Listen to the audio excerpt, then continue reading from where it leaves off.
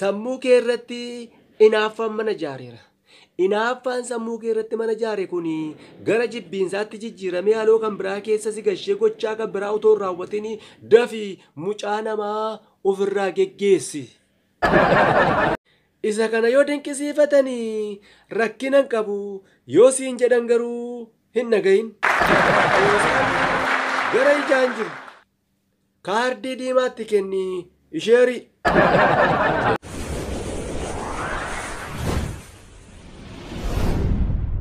Naguma nageenyi keenya muummee qaxxaamuree garba ce'ee isinaa dhaqqabu jennaa.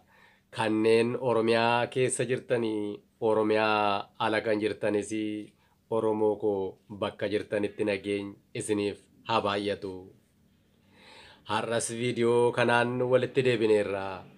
Akkuma kanaan dura yaadattan seenaa maatii ajaa'ibaa tokko keessatti dalagamaa jiru isinii dhiyeessuu eegalleerra. Har'i kutaa arfaffaadha. Seenaan maatii ajaa'ibaa kun kan jalqabe guyyaa laliseen qorannoo dhiyeessiterraa eegaleeti. Guyyaa laliseen qorannoo dhiyeessite sana dubartoonni 11 yaada isaan kennan ni yaadattu. Sana booda manni isaanii ni barame. Warri ollaa namooti adda addaa yaa'anii yaada kennuu fi gaaffii adda addaa dhiyeessanii waliin mari'achuu eegalanii jiru. Yeroo darbe abbaan laliseef laliseen qe'een turre. Har'as hin galin jiru. Garuu namoota irra dhiyaatan waan baay'ataniif kan dura gorduba isaaniitti geggeeffamaa ture gordubaa gadi ba'ee mooraa keessatti teessoon kaa'amee namni walitti qabameera. Guyyaan dilbataa naannoo sanatti baramaa jira. Namni kaan waa'ee diinqa isaa keessa jiru gabbaasee dubbachuu fi yookaan kan namni dubbaturraa waa baruuf dhaqa. Baay'een dargaggootaa fi warra kaanii garuu ittiin bohaaruudhaaf kolfuudhaaf deemu. Dubartiin har'a yaada isaanii dhiyeessanis achitti argamanii anatu dhiyeeffata jedhanii ka'anii akkas jechuunis jalqabanii. Hojjettuu manaa koo erga mindeesse waggaa 2 ta'eera. Waggaa 2 guutuu na waliin turte. Hojii irratti baay'ee jabduudha. Amalli ishees baay'ee gaariidha. Rakkina tokkotu na mudate garuu rakkinni kun maal isinitti fakkaate? Dabbasaan ishee baay'ee dheeraadha. Abbaan manaa koo yeroo dhiyoo kana dabbasaa ishee kana dinqisiifachuu malee dide. Kanaafanii marii gad hin dhiisinii isheedhaan jedhe. Dhugaadha, yeroo hojii hojjettu martee hojjetti. Yeroo ka biraa garuu gad lakkisti. Maaliif akkas goota jennaanii na hooksisaa naan jette. Kanaafuu amalli ishee gaarii yoo ta'e iyyuu hojii yoo beekte iyyuu dhimmi kun natti waan tolle waan ta'eef hari'u moo dhiisu maal na gorsitu jette. Yoona kana hundumtuu xiqqoo erga callisee booda dubartiin jalqaba irratti dubbatanii. Safuu ija jabinasaa haadha manasaa fuulduratti kan dinqisiifatu. Kan ishee fuulduratti dinqisiifatu ija ishee duraa gaafa deemu immoo waan inni raawwatu yookaan waan inni godhu beekuudhaa fi raagduu ta'uu nama hin barbaachisu jedhanii miilla isaaniin lafa akka dhidhiituu wayii godhanii. Dubartiin isaanitti aantee jirtu. Dhugaadha giiftii koo, atis dhugaa jette jedhani gara dubartii gaaffii gaafattee ilaalaa. Eeyyee ishee hariiti nama dabbasaa hin qabne malaaxaa mindeeffadhu jedhanii. Yeroona kana namoonni hundumtuu ni kolfe. Gungummii fi kolfa duraan ukkaanfatee ture futtaafate. Dubartii sadaffaan garuu dafanii harkaa butanii. Isheen maal goote jennaanii hari'amti. Maal balleessite miskiina? Hojii hojjetaa jirti isheen. Abbaa manaa kee hari.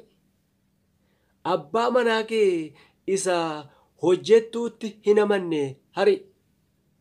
Abbaan manaa hin amanamnee fi boottii lolaan fuudhee deemaa jiru tokko bakka arganitti goru yookaan immoo abbaa argan waliin deemu isaarii jedhanii dubartiin itti aantee jirtu.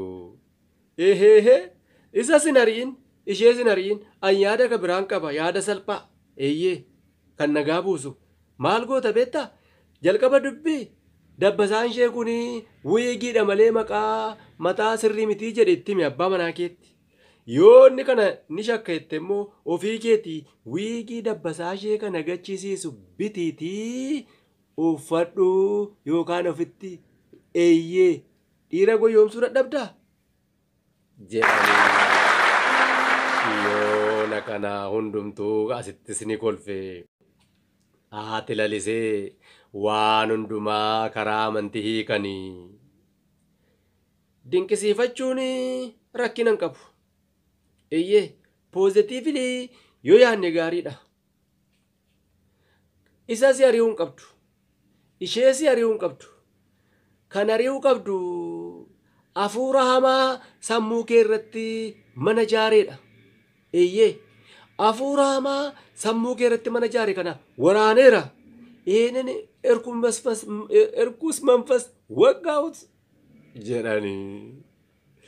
Yoona kana namoonni baay'een jalaa qabanii ameen jedhanii warri kaan garuu beekaa kolfaaf xaba fakkeessanii eeyyee hafuura hamaa kana waraaneera waggaa'ut eenir kun manfas waggaa'ut jedhanii manicha mana kolfaa fi mana fiilmii fakkeessanii.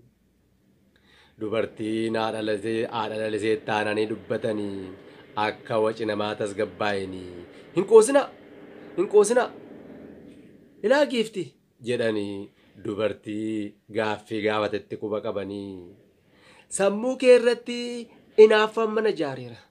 Inaaffaan sammuu kee irratti mana ijaare kun gara jibbiinsaatti jijjiiramee haaloo kan biraa keessa si gashee gochaa kan biraa utoo hin raawwatin dafii mucaa namaa ofirraa geggeessi. Hundumaa kofalchiisanii kana gidduutti maraatuun balbala isaanii gubbaatiin dhibamne safara sana keessaa kan hin deemne qabsoo jedhamu tokko dhufee. Maraatuun kun fiigee akka ol seeneen kallattiidhaan gara dubartittii gaaffii gaafatteetti qajeelee.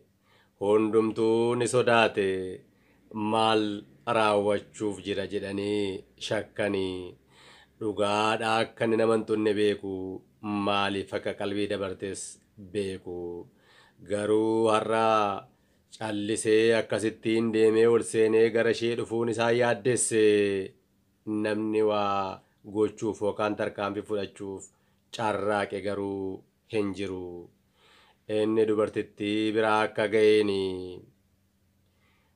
naannee al tokko ija isaan uummata erga laalee booda aadaan dinqisiifannaa keenya sakatta'amuu qaba jedhe. Qabsoon itti fufee sirbuu eegale. Yaa warra xaafii gamaa'ee hin facaasinaa jennaanoo. Diddanii facaaftaniitoo daddaraare kaakunoo yaa warra gaarii gamaa'ee gad hin baasinaa jennaanii diddanii gabbaastaniitoo hammaraadhe kaakunoo.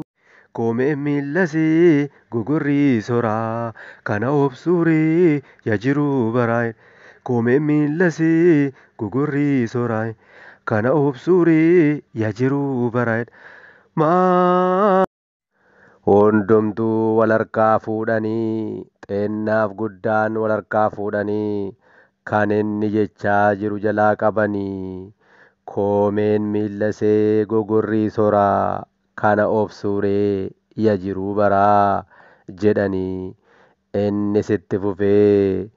Menattim shaggee mala jaalalaa menattim shaggee mala jaalalaa jedhe dargaggoonni hundumtuu jalaa qabanii meenattim shaggee mala jaalalaa meenattim dafii mala jaalalaa jedhanii hundumtuu ni kolfee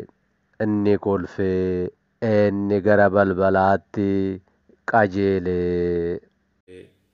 Balbala biraa akka ga'eeni gara boodaatti galagalee jedhu dubartittii sanaa keessa ilaalaa.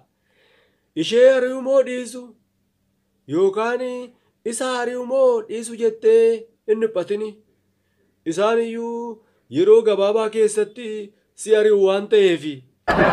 Ishee jedhe hundumtuu ni iyyee ni kolfanii halka walitti rukutanii fi inni ba'ee sokkee.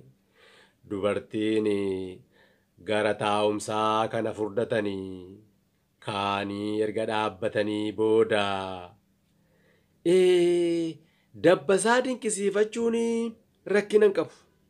Garuu ilaamee garuu jedhanii teessuma isaanii karaa boodaa yookaan boroo isaanii qubatti qabaa harkaan rukutaa.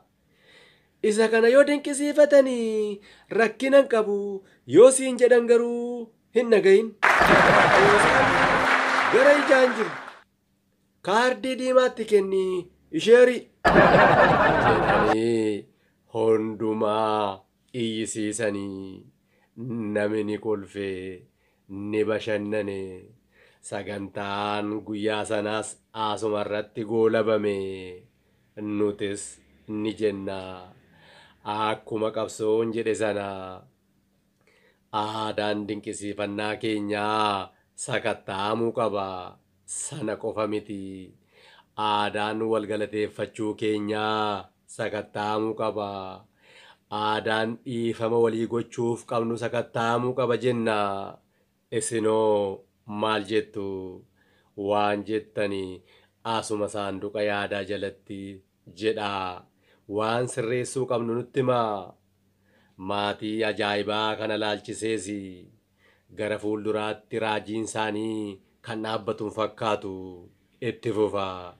Garuu maqaa baasuufi barbaanneerra. Namoonni baay'een dhaadhacha maatii jedhu kan biraan immoo maree maatii jedhu bohaartii kan jedhan jiru yookaan immoo boraatii kan jedhan jiru. Isinoo maal jettu? Maqaa maaliitti moggaafnu? Maatii ajaa'ibaa kana waliin karaa fagoo deemuuf jirra. Yaada keessan nuuf qoodaa. Isin jaallanna, isin kabajna. Mana guddaa tokko waliin ijaarraa. Eeyyee amma humna keenyaa amma mul'ata keenyaatti afoola Oromoo ni tumsina. Nagaatti. Nagaatti Oromoo koo nagaatti.